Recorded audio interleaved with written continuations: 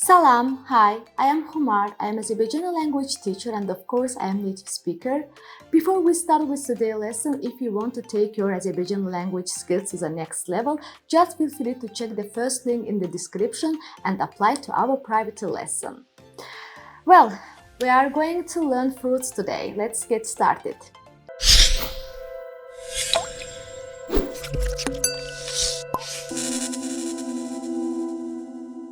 Fruit, it is meyve, meyve, meyve. Apple, alma, alma, alma. Pear, armut, armut, armut. Lemon, limon, limon, limon.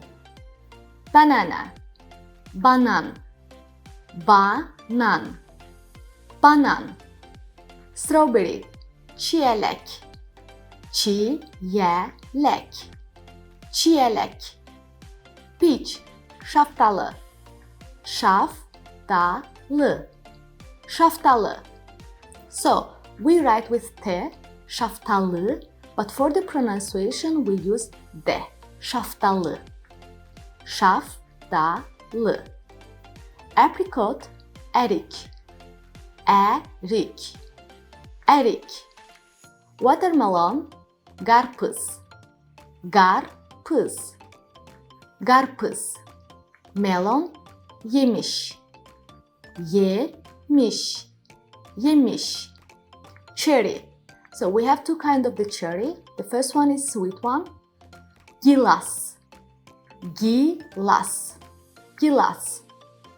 And the second, it is sour one. We say albalı, albalı, albalı.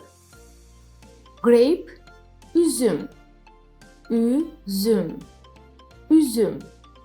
Plum, gavalı, gavalı, gavalı. Orange, portakal, portakal, portakal. Mandarin, naringi, naringi, naringi. So, well, sometimes we also say mandarin, but in Azerbaijani it is naringi, naringi. Pomegranate, nar, just 3 letters, nar, that's all. Pineapple, ananas, ananas, ananas. Quince, heyva, heyva, heyva. Mulberry, it's also just 3 letters, tut, tut. And the last one, kiwi. We also say kiwi. Approximately the same, kiwi. That's all. So let's repeat all of them. Meyve, meyve, meyve. Alma, alma, alma. Armut, armut, armut. Banan, banan, banan. Limon, limon. Çiyelek, çiyelek, çiyelek. Şaftalı, şaftalı, şaftalı. Erik, erik, erik.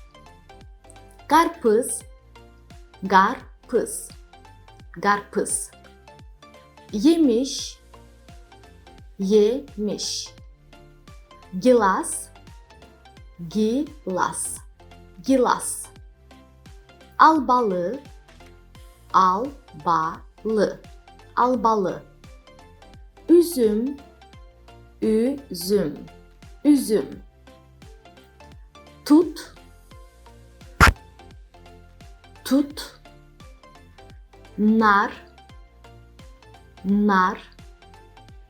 Gavalı, gavalı, gavalı. Portakal, portakal. portagal, portagal. Naringi, naringi, naringi. Heyva, heyva, heyva. Kiwi, kiwi. Ananas, ananas, ananas. If you're interested in more taking your classes to the next level, just feel free to check the first link in the description and to join our private lesson. See you next week. Növbəti həftə görüşərik. Hələlik.